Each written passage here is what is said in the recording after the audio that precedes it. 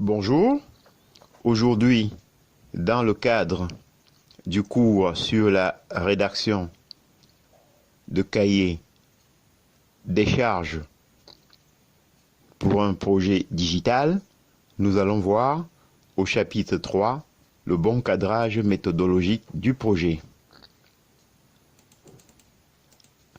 En effet, nous allons voir ici un engagement indispensable du donneur d'ordre. 1. Une manière d'impliquer le donneur d'ordre à 100% de A à Z. 2. Une clarification optimale des périmètres et objectifs. 3. Une mesure fine des enjeux et contraintes. 4. Une gestion des rôles précise des parties prenantes. 5. L'engagement du donneur d'ordre est indispensable à la réussite. Maintenant, nous allons voir la gestion d'un rythme soutenu et régulier. En petit 1, il faut avoir une bonne cadence, bonne motivation de A à Z. 2. Combattre la routine et le découragement. Le temps délié. 3. Combattre le manque d'inspiration en début ou fin de projet. 4. Aider à soutenir les parties prenantes en faisant en sorte qu'ils se projettent. 5. Le talent de la MOA est requis pour maintenir une émulation constante. Passons maintenant à la gestion d'un rythme soutenu et régulier. Il faut gérer avec un rythme soutenu et régulier. C'est-à-dire, petit 1, l'élaboration du cahier des charges tempère le donneur d'ordre. Pressant. Va trop vite. Conclusion. Trop hâtive. 2. La gestion d'un rythme soutenu et régulier canalise le donneur d'ordre dans le lâcher-prise, polarisé par ses autres priorités. 3. La gestion d'un rythme soutenu et régulier fait taire la cacophonie due à la concurrence. 4.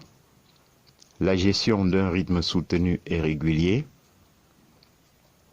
c'est le talent de l'AMOA qui est requis pour maintenir un tempo serein sur la durée. Maintenant, on va voir la fin des spécifications rampantes. En effet, le cahier des charges permet d'éradiquer 2 points. Les spécifications qui changent tout au long du projet au rythme de la définition des besoins. En outre, les rustines sur les produits pour faire semblant de s'adapter aux exigences flottantes. Par ailleurs, le cahier de charges permet d'éradiquer les patchwork où exigences et conception sont entremêlées. Enfin, le cahier des charges permet d'éradiquer le manque d'objectifs précis. Nous allons dire en substance que l'évolution des exigences durant le projet doit être contrôlée par la MOA. Passons maintenant à la fin du perfectionnisme. ou super spécification. En effet, le cahier des charges permet d'éradiquer en petit 1 le surplus des détails. Par exemple, ou c'est-à-dire cliquer sur le bouton droit de la souris. 2.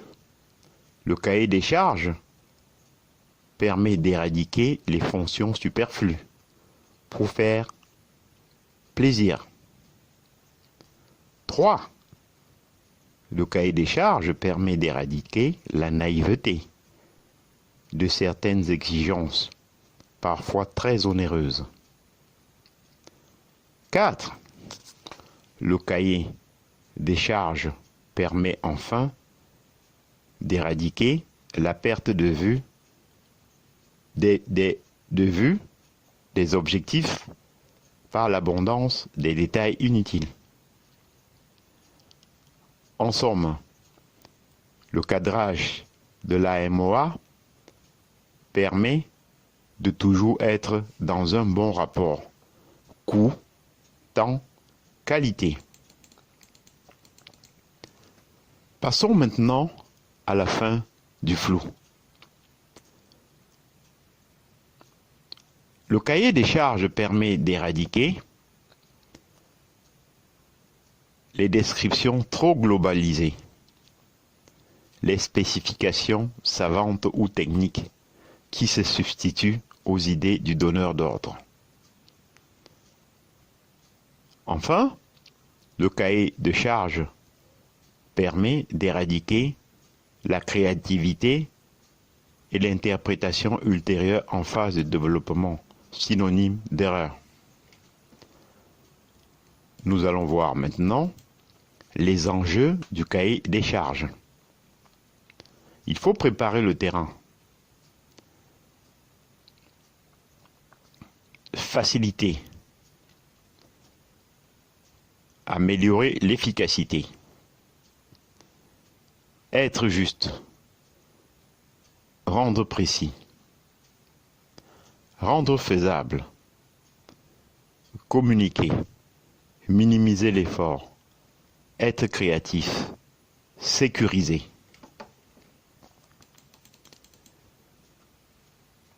En somme, ce qu'il faut retenir, c'est que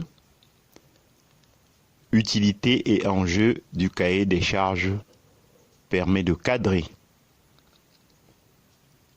motiver et engager, de gérer. Je vous en remercie.